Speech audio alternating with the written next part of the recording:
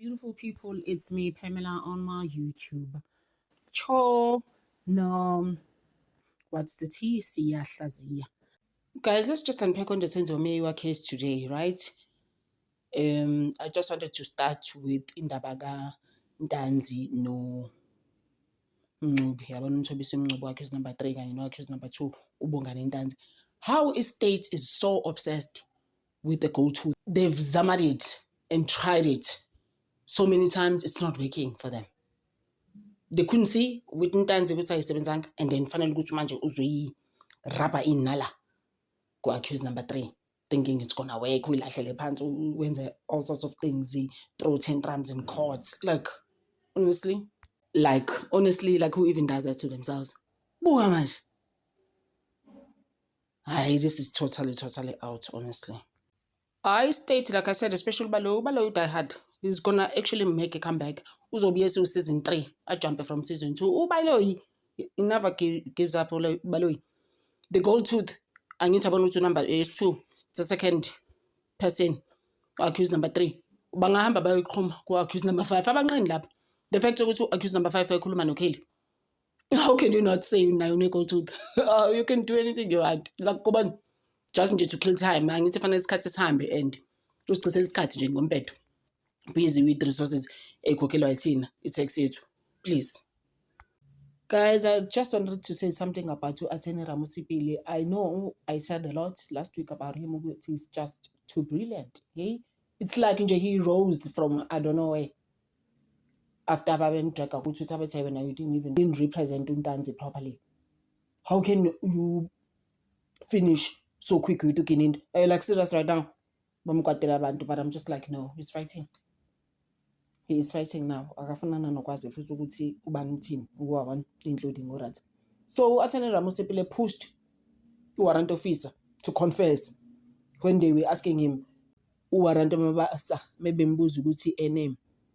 So uthi selfie leyan. Yabo indaba ye selfie, guys. That guys started the story. Yo, guys is in so much trouble. DNA is selfie that was taken by the front-facing camera. Useti warrant, yes. I might have maybe made a mistake and said that. Seti ene Ramusipile puti, please. You have to be certain. You can't just be making mistakes. The problem is guys. And Ramusipile is very brilliant when it comes to phones and stuff. About just technical things, those are his things again. Specialize on Ramusipile now. I think this is why he was just like, you know what, let me just show off the value and just close this whole thing. And at some stage, Umnisi wanted to put a report, a dental exam report, right? To put it on record. He was like, "Hi, Ramusipile, I'm so sorry. Can I just, make sure and tell the court that the dental report is gonna be on record." It's just like they are in so much trouble. These people. Bazi Sola Obulo is like, what happened? I thought we were leading. The lead investigator. That's how gatekeeper. Obrigado Kininda is always going on. I'm a lead investigator because I am a lead investigator. That's how he goes on. Belalamund to investigate Lutu. Okay, Leanto inside Attorney Ramusipili came out of him. SAT metadata on that phone does not support selfies. Guys, I was pushing him. He was making sure he agrees to stuff.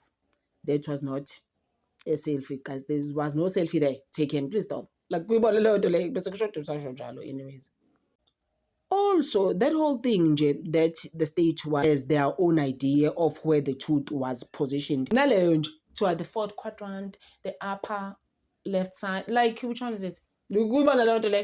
Right, left, you don't know. You don't even know what you're talking about. Because at some stage, they will say stuff that suit them and it's banjalo, it states.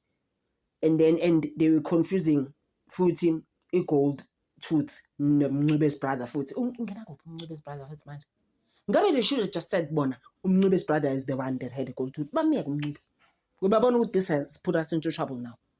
as the state. Acabanga nje sengisesayidini le-state guys, like honestly. Mina nje ngifuna la accused about-5 bakuthiwa azange bayenze lento ngoba vele azange bayenze bese they may you ask get justice. That's all I want here. So athi ene uRamasipile nawarand, do you agree that these are two separate people? Ubhuti kaMncube noMncube akubona nabantu abayi-1, you know that, right? Can you just learn to separate them? What? Yes. Yabona nje nkosami bandla. Isono bandla ngo warrant officer Mabasa. It was said, no lie.